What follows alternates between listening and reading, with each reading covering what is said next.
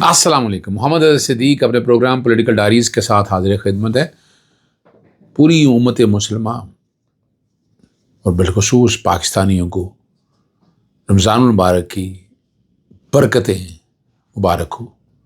اللہ تعالیٰ آسانی رکھے آپ کے حوالے سے کہ بھی کی حکومت کی سالانہ کارکردگی اور عدالتوں میں اب آگے کیا ہونا ہے، جو کہ آج اتوار ہے اور اگلا ہفتہ، اور کیا عمران خان کے لیے آسانیاں پیدا ہوئی ہیں یا کیا حالات چل رہے ہیں. کے پی کی حکومت نے اپنی سالانہ کارکردگی رپورٹ کتابی شکل میں جاری کر دی.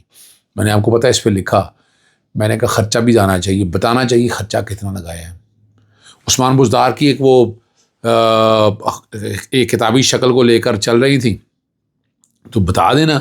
عثمان بزدار پاکستان تحریک انصاف کو بتانا چاہیے کہ اس وقت بھی کتنا خرچہ ہوا تھا. نہیں تو D G A director general public relation موجود ہیں، وہ اگر بتا دیں قوم کو کہ اس وقت کتنے پیسے لگے تھے اور اب کتنے لگے ہیں، اب ٹی وی چینلز کو، اخباروں کو کتنی رقم دی گئی اور کتابی خرچے میں وہ کتاب کی شکل میں کتنی رقم آئی.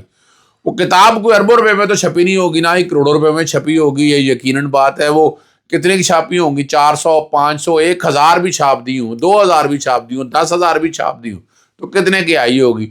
تو سوال یہ ہے، یہ سمجھنے عقل مندوں کے لیے اشارہ کافی ہے. اگلے 4 سالوں کی مقصولت کے جو منصوبے ہیں ان کی تفصیلات بتائے گی، اور 25 صفحات سالانہ کارکردگی بارے میں. این ایف سی سے مکمل حصانہ ملنے کے باوجود سرپلس بجٹ ہے. صحت کارڈ کی بحالی، او پی سروس کا صحت کارڈ میں شامل کرنا، لائف انشورنس سہارا کارڈ، سولر سسٹم کی فراہمی، آسان قرضے، اسپیشل افراد کی مالی معاونت اور مستقبل کارڈ جو ہے، یہ بہترین کام انہوں نے کیے ہیں. ٹھیک ہے نا جی. اور یہ سمجھنا ہے کہ جب معاملات کیا ہیں، کیا اب آ گیا یا کیسے لے کر چلیں گے، یہ سمجھنا. نجم سیٹھی نے جو بات کی ہے نا، سمیع الحق کو بھی شہید کیا گیا اور اس کے بیٹے کو بھی. سمیع الحق جو ہے ہماری ایجنسیوں کے بہت قریب تھے، مگر ایک وقت آیا جب لگا کہ سمیع الحق مسئلہ بن رہے ہیں ایک سائڈ یا دوسری سائڈ کے لیے، تو انہیں شہید کر دیا گیا. اور مولانا حامد الحق کے بارے میں بھی اب یہی باتیں اس طرح کی ہو رہی ہیں. تحقیق ہونی چاہیے، اس کا جوڈیشل ٹرائبیونل یا جوڈیشل انکوائری ہو تاکہ سامنے آ سکے، جس کسی نے جو بھی ملوث ہے اس کے اندر وہ بات سامنے آ جائے گی. اور اب وہ یہ کہہ رہے ہیں کہ انہیں بھی شہید اس لیے کیا گیا کہ ہماری اسٹیبلشمنٹ کے بہت قریب ہیں. اب یہ موقع آ گیا ہے، چیز سامنے آنی چاہیے، اصل حقائق اور اصل ملزموں تک پہنچنا چاہیے کہ یہ جو دہشت گرد ہیں ہم ان تک کیوں نہیں پہنچ پاتے، ان کے گربانوں تک کیوں نہیں پہنچ پاتے. اور ان تک پہنچیں گے تو آگے چیزیں جائیں گی، آگے تبھی بہتری ہوگی، تبھی ہم جو نظام جس کی بات کر رہے ہیں نا، ہم اس پر پہنچ سکیں گے. یہ یاد رکھنا ضروری ہے. پیپلز پارٹی کے بیانیے میں کیا موڑ آیا ہے، ذرا غور کریں. جہانگیر ترین کو چینی جو چور کہتے تھے، حالانکہ میں جہانگیر ترین کے فیور میں ہوں، بہترین آدمی ہے. اقتصادی معاشرتی جو ہے نا کونسل کا رکن بنا دیا گیا انہیں. یہ زبردست بات ہے، ذرا سمجھ نہیں سنی، ٹھہر جائے. اچھا، پیپلز پارٹی کے بیانی میں کیا موڑ آیا ہے کہ جہانگیر ترین کو چینی چور کہتے تھے. یہ ساری باتیں ہم سنتے آئے ہیں. جہانگیر ترین ایک انٹیلیجنٹ آدمی ہے، یہ ماننا پڑے گا. پاکستان تحریک انصاف کے لیے بہت کچھ کیا، لیکن ان کا اپنا نقطہ نظر ہے، وہ اسٹیبلشمنٹ کے قریب رہنا چاہتے تھے، یہی ایک وجہ تھی. اور یہاں بندہ کامیاب بھی وہی ہے جو اسٹیبلشمنٹ کے قریب رہتا ہے. اور اس اقتصادی مشاورتی کونسل کا رکن بنا دیا گیا. علیم خان کے سر بارے میں بھی غلط باتیں تھیں، اسے قبضہ مافیا کہتے تھے. کون سا قبضہ کیا تھا؟ میں تو کئی چیزیں قریب سے دیکھی ہوں. لوگوں کو اپنا اختلاف رہے، یعنی میں نے بات غلط نہیں کرنی ہے، میں نے تو ایسا کوئی دیکھا نہیں، میں نے ایسے کوئی چیز دیکھی ہوتی جب میں بتاتا سامنے، اور وفاقی وزیر بنا دیا گیا. اگر الزامات کی بات ہونی تھی تو یہ تو ساری باتیں سری. اور پرویز خٹک پر تو بی آر ٹی کرپشن کا بڑے بڑے الزام لگا رہے تھے، آج مشیر بنا دیا گیا. اس پہ تو اختیار ولی نے بڑا باتیں کی ہے، بہت کچھ کہا ہے. ٹھیک ہے نا جی. اور لیکن اب کیا کہیں گے، یہاں سعید نوید قمر کہتے تھے کہ بجٹ آنے والا ہے، حکومت کو ووٹ نہ دینے کا آپشن موجود ہے، سوچ سمجھ کے فیصلے کریں گے. اور پھر ہم نے دیکھا کہ صرف ایک فون کال کی دیر ہوگی اور آپ کو پتہ بھی نہیں چلے گا کہ ووٹ ڈالا جا چکا. یہ تو سیاست ہے نا جی، سیاست اسی کا نام ہے. عمران خان صاحب سے ملنے نہیں دے رہے، عمران خان صاحب سے ملنے نہیں دے رہے. 11-12 مارچ تک کوئی ملاقات نہیں ہونی. یہ کہہ رہے ہیں نظر بھی یہی آ رہا ہے. اور میں نے پہلے بھی کہا تھا کسی مذہبی شخصیت کے بارے میں بات ہو رہی ہے کہ ان سے ملاقات ہوئی ہے، اور اس سے بھی بڑی پریشانی ہے کہ جو آرٹیکل پھر چھپ گیا ہے، اور وہ آرٹیکل چھپ کے ساری ٹی وی پروگرام میں بیٹھے بہت سی باتیں ہوتی ہیں، وہ کہتے ہیں کہ جناب یہ آپ شکایتیں لگا رہے ہیں. میں نے صرف اتنا ہی کہا، میں نے کہا وہ حقائق بجا جھٹلا دے کہ جو باتیں کی ہیں جو پاکستان کے اندر ہو رہا ہے کیا پتہ نہیں ہے ہر ایک کو، کیا چھپ نہیں رہا، انٹرنیشنل میڈیا نہیں چھاپ رہا، وہ نہیں دیکھ رہا، ایک ایک چیز دیکھ رہا ہے. تو جہاں یہ ساری چیزیں دیکھ رہا ہے تو وہی چیزیں ساری سامنے آ رہی ہیں. کوئی ایسی چیز تو نہیں ہے نا جو انوکھی ہو. تو عمران خان حق اور سچ کے ساتھ کھڑا ہے. لیڈرشپ میں نے آپ کو بتایا تھا اور میں آج بھی اس بات پہ قائم ہوں، لیڈر عمران خان ہے، ماننا پڑے گا. وہ اختلاف اپنی جگہ ہے، ان کا نقطہ نظر اپنی جگہ ہے، سارے اپنے وہ بہارے کا، لیکن اس نقطہ نظر کے ساتھ کھڑے ہیں.